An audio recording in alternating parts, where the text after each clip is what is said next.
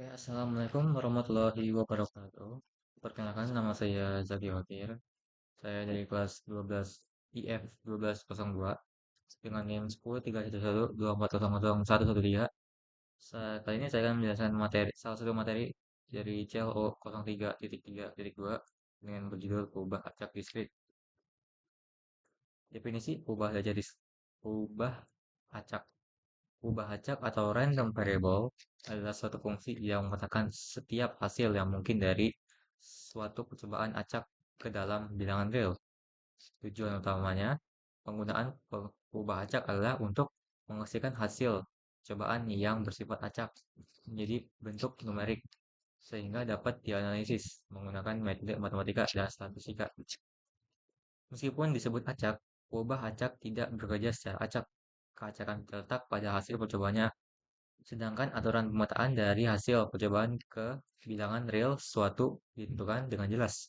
Oleh karena itu, untuk setiap hasil percobaan yang sama, nilai perubahan acaknya selalu sama. Definisi perubahan acak diskrit. Perubahan acak diskrit adalah perubahan acak yang memiliki daerah hasil berupa nilai-nilai yang terbatas atau dapat dihitung satu persatu. Nilai-nilai tersebut biasanya berupa bilangan bulat seperti 0, 1, 2, dan seterusnya. Ubah aja diskrit umumnya digunakan pada percobaan yang melibatkan proses menghitung counting. Misalnya menghitung jumlah kejadian tertentu dalam satu eksperimen.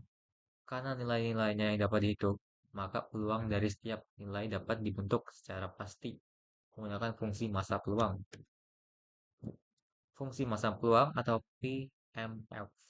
Peluang mas, Fungsi massa peluang atau probability mass function PMF adalah fungsi yang menyatakan peluang suatu ubah acak diskrit bernilai tertentu. Dirumuskan sebagai Px dengan P besar, X besar sama dengan X. Yang dimana syarat PMF adalah Px-nya lebih dari sama dengan 0 untuk setiap X. Dan jumlah dari Px sama dengan 1. Artinya peluang tidak boleh bernilai negatif dan total berseluruh peluang harus sama dengan 1. Sebagai contoh soal, terdapat sebuah koin yang dilemparkan 2 kali. Misalnya perubahan ajak X menyatakan banyaknya sisi kepala H yang muncul. Tentukan ruang sampel, daerah X, fungsi massa peluang, dan juga nilai ekspektasi. Kita bahas. Yang pertama kita akan menentukan ruang sampel. Pelempar dua kali menghasilkan ruang sampel HH, HT, TH, dan TT. Lalu kita akan menentukan nilai perubahan acak X. Karena X menyatakan banyak sisi kepala H, maka HH itu adalah punya 2H, HT punya 1H, TH sama dengan 1H, TT tidak punya memiliki H, maka menyatakan sebagai 0. Terus ada menentukan daerah hasil atau range. Yang dimana tadi kita dapatkan ada 2, 1, dan juga 0. Maka range sama dengan 0, 1, 2.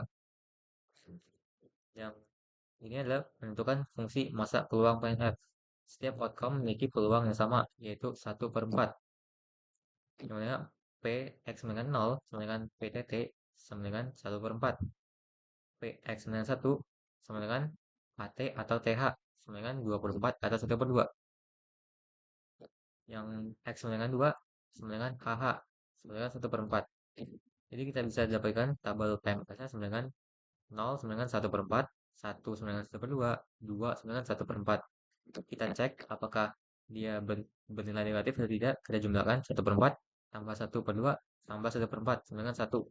Ternyata tidak negatif. Karena tidak bernilai negatif, maka memenuhi syarat PMF. Terus ada menghitung nilai ekspektasi. Rumus ekspektasi adalah E besar EX sama dengan jumlah dari X dikali PX.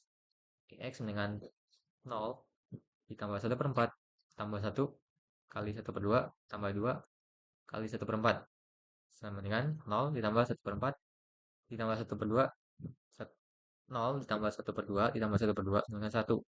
Jadi nilai ekspektasi X adalah 1. Sekian dari saya. Mohon maaf jika terjadi kesalahan kata. Terima kasih.